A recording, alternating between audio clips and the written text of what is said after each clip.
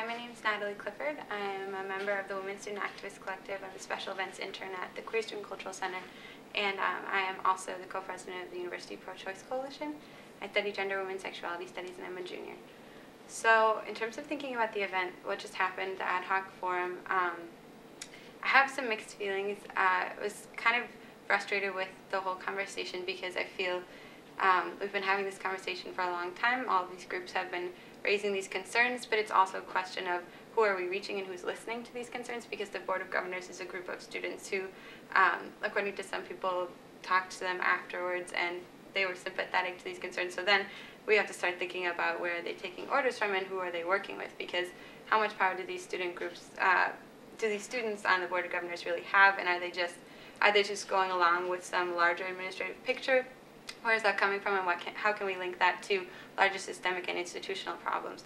So, talking with my co-lead of the Campus Outreach Committee, Anthony Shields, we're discussing how to organize a group of students to talk with Jerry Reinhardt and Amelius White, who are more at the administrative level, and saying, and perhaps working with the Board of Governors if they are similarly concerned about these spaces, and if they keep continuing to at least express verbally their support for these cultural centers and the importance of diversity at the university.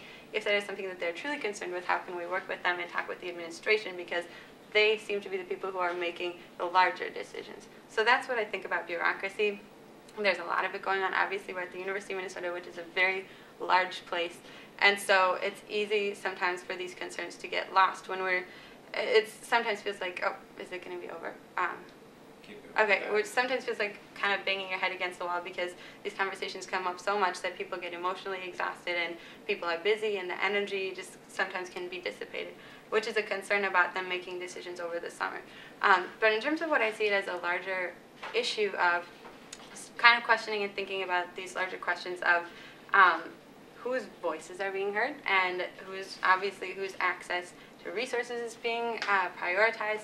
Those are the questions of whose university, but also in a larger framework of the United States of America, if we're thinking about the nation and whose voices are informing the movement of that nation and towards what goal.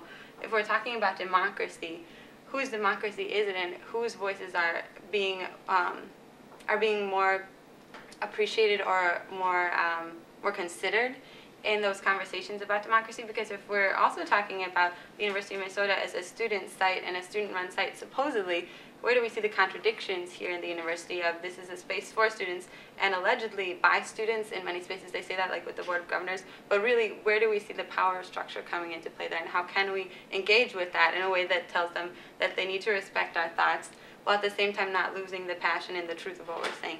So in conclusion, I would say that the questions that we're coming up with then, that we're kind of seeing more and more clearly are very key to engage with, are these questions of, is this, I mean, on a minor scale, if we're looking micro level, is this a democratically run student union here, or is it, if it is not, how can we engage with that? And also, at whose expense is this alleged democracy being compromised?